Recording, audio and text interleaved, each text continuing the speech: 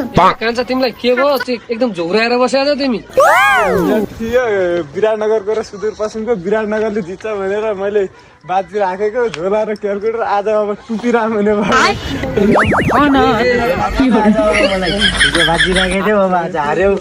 अब अरे भोलि पनि म्याच राख्नुला आज मात्र राख्ने आज कपडाको राखौँ त आज भोलि राख्ने भोलि घर नाङ्गै जानु नाङ्गै जानु पर्ला नि राखौँ न त यस्तो त नगर तिमीहरू कहाँ नाङ्गे जाने कुरा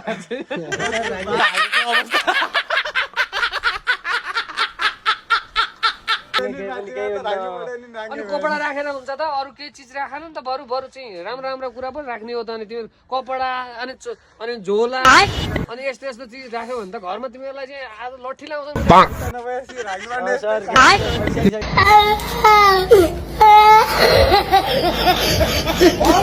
किन सर अब कपडा नराख्ने मेरो सन्देश के हो भने यस्तो नगर बरु केही बाजी राख्नु छ भने केही त्यस्तै प्रकारको जस्तै पढाइ सम्बन्धीका कुराहरूलाई यति चाहिँ कण्ठ गर्ने तिमीले हार्यो भने यति कण्ठ गर्ने उति कण्ठ गर्ने बनाऊ बरु चाहिँ त्यस्ता कुराहरू अब कपडै झिक्ने अनि त्यो चाहिँ झोलै लैजाने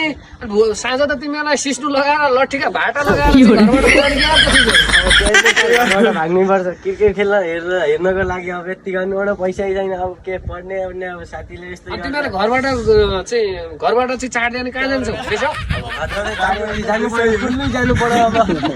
स्याउ बोक्नु पर्ला बजा बोक्नु पर्ला अब त्यस्तो चाहिँ नगरौँ है त्यस्तो नगरौँ क्रिकेटको लागि त्यस्तो नगरौँ कि नै